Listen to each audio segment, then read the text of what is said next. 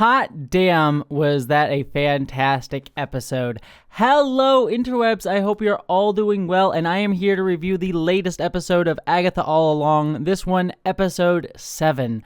And again, sadly, you're not going to be getting my beautiful face on your camera for this review. I've had a rough past day, if I'm being frank. I have a toothache, which I started taking ibuprofen for, which actually increased my tinnitus, which, if you know what tinnitus is, that's kind of terrifying when you have it increase because you really worry about it being more permanent and make it harder of hearing. So I've been going to the doctor for that, and they also gave me my flu shot, which has made me sick today because I'm kind of feeling blah. So I'm just having a buttload of physical problems because I am getting older and slowly dying. So which is on theme for Agatha All Along. So I do apologize. I'm just not feeling up for being on camera. But I did really want to talk about this episode because holy crap, was this episode, I think, one of the best, definitely the best Agatha All Along episode that we've got so far. But also probably one of the best Marvel TV show episodes that we've gotten in this sort of Disney Plus era of Marvel shows. I think probably the only ones that top it would be some WandaVision and Loki episodes off the top of my head, because this one was just an astounding piece of work that you could really tell was something that they had been building the entire season. Going full spoilers here, it was really amazing seeing Lilia going through time out of order, and you see all the little pieces of how they set that up earlier in the season, like her little one-off lines that we jump back to here and there. I was always like, oh, why is she sort of in a different place for a minute here and there? And that just fits so wonderfully with the idea of her being a witch who can see the future. That's kind of her whole magic. And I loved that. It was just this really beautiful rumination on how we see and feel time. And you know, we talk about the show as a queer metaphor, and I actually just did a video earlier this week where I talked about trans metaphor, and I've been talking about transness throughout this show. But I also, if you look into it, there's this really beautiful philosophy called queer temporality, which is actually a philosophy that I really am wrapped up in, and I'm writing a lot through. My recent video, Dreaming of a Queer Internet, over my main channel, was about this. But it's about how queer people see time differently. We view time differently. I mean, for trans people, for example, we see time as differently because we have a second puberty in our lives, and we have a second of coming of age in our lives because after we start transitioning. And so we sort of think about our lives in a different time scale than other people do. Same thing with queer people generally, like coming out and things like that. And it's this really, I like seeing that idea brought up in Agatha All Along, and I love seeing how Lilia gets tied back to her childhood and this conversation with her teacher, who is kind of seemingly aware that it is her older self that she is talking to, even though she just started her lesson for the first time with the younger girl version of Lilia. And you can see her sort of like these traumas that she's been dealing with her whole life, these fears that she's been dealing with her whole life, of her end, of her life, of her death, kind of all come full circle in the final few moments of her life in this sequence. And this idea of her falling, of her always feeling like she's falling. We get this sort of visual of her as the good witch falling, and we later learn that she literally falls and dies on the sword, so she keeps the sword, so she's jumping back and forth to the moment of her falling to her death. It's this really, again, this very queer idea of time that I just found to be quite fantastic going through this. I mean, talking about some other things throughout this, we get a couple little like Marvel-y things here, like Agatha sort of saying she doesn't know if Wanda's really dead, which is really Marvel seeming like it's trying to hedge its bets a little bit of like, we don't know, we might bring her back as Scarlet Witch at some point back, but we're not entirely sure yet, so maybe we'll get there, maybe not.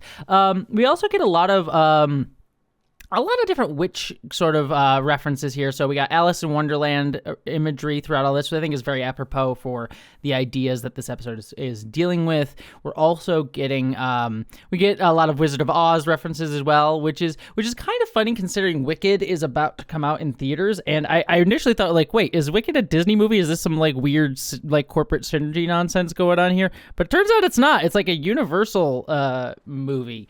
So, yeah, it's just weird timing on that front. Maleficent, I think, is the only thing that we got that was like directly Disney stuff. Like, I mean, I know Disney has also done Alice in Wonderland. I believe they did the animated movie for that.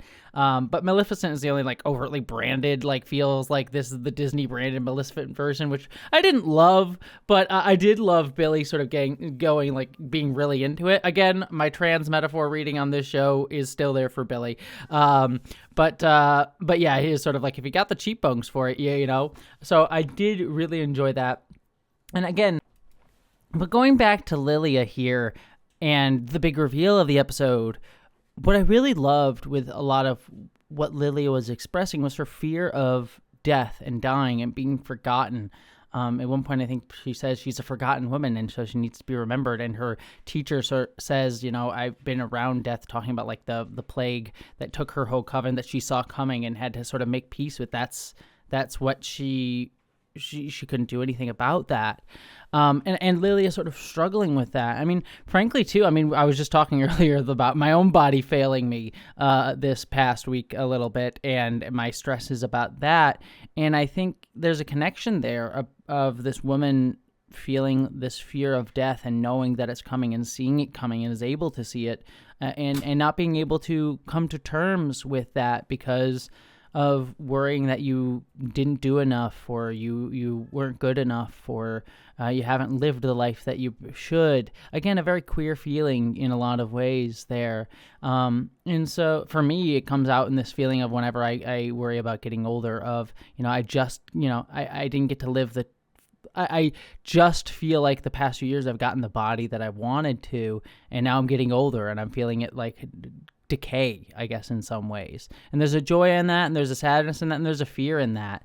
And I think that's, you know, a really interesting sort of meditation here.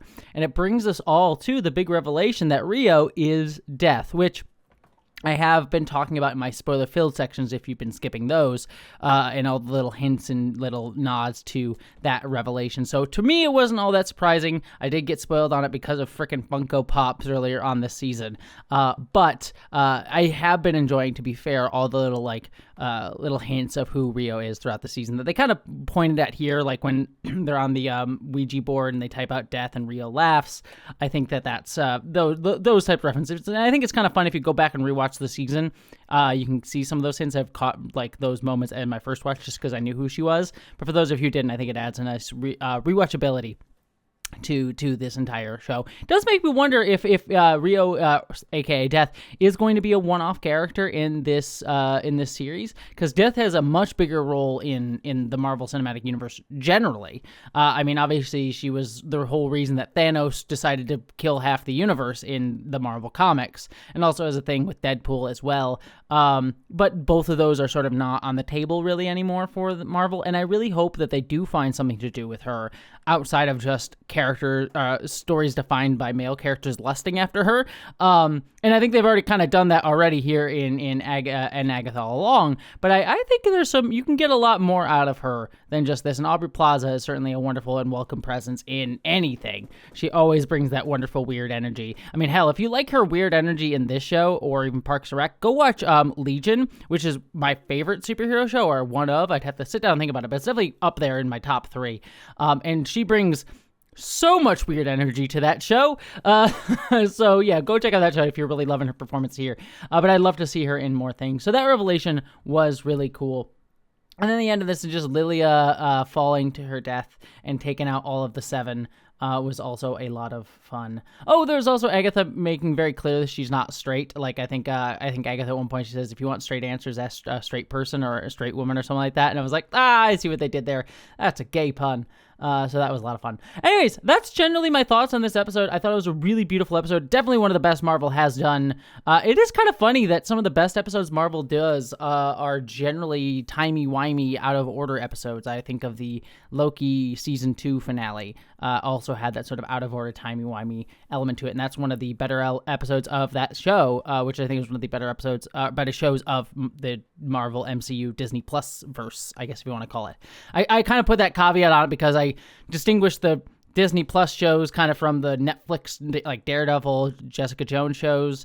And then I also distinguish those from like the Agent Carter / Agents of Shields shows as well. So anyways, love y'all. Let me know what you think. I'm going to go back to resting and adore you and live long and prosper, everyone.